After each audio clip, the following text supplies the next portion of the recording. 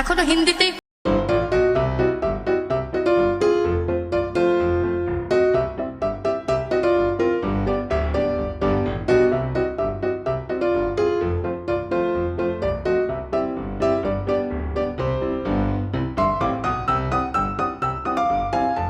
Everyone, আসসালামু আলাইকুম। সবাই কেমন আছেন? আশা করি অনেক ভালো আছেন।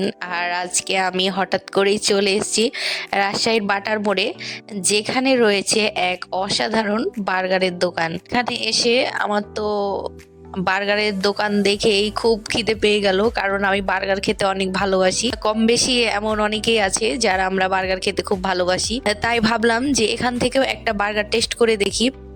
আমি অনেক জায়গাতেই বার্গার খেয়ে দেখেছি, বাট এখানেও বার্গারটা খেয়ে দেখছি, তো আমার তো অনেক ভালো লাগলো, তাই ভাবলাম ভিডিওটা আপনাদের সাথেও শেয়ার করি। তো আমার মতো কারা কারা বার্গার লাভার আছেন তারা অবশ্যই অবশ্যই এখানে এসে একবার হলেও বার্গারটা টেস্ট করবেন। বার্গারের স্বাদ এবং মান বলতে গেলে এক কথায় দুর্দান্ত। একবার খেলে মনে হবে যেন প্রাণটায় জুড়িয়ে গেল। এখানে বার্গার যে সুন্দর গন্ধ তা আপনাকে আরোই ক্ষুধার্ত করে তুলবে। বার্গার বানানোর পুরো প্রক্রিয়াটা খুবই পরিষ্কার এবং যত্ন সহকারে করা হয়, যা দেখে আপনারও মনে প্রশান্তি আসবে।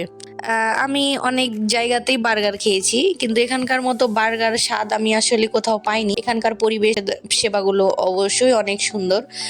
তো আমরা যারা স্টুডেন্ট বাজেটের মধ্যেই বার্গার খেতে চাই বা পারি না, কারণ বড় বড় রেস্টুরেন্টে যখন আমরা বার্গার খেতে যাই তখন অনেক বেশি টাকা লাগে বা মানেও ভালো হয় না, কিন্তু এখানে আসলে আপনারা পেয়ে যাবেন স্টুডেন্ট বাজেটের মধ্যেই 30 টাকা। একদম বলেই দিলাম আমি প্রাইসটা আপনাদেরকে, কারণ রাস্তাঘাটে অনেক জায়গাতে বিক্রি করে, তো খেতে তো কোনোটা ভালো লাগে কোনোটা ভালো লাগে না, বাট এখানে এসে আমার মনে হলো যে অবশ্যই আপনাদের সাথে ভিডিওটা আমি একবার হলেও শেয়ার করে দেখি।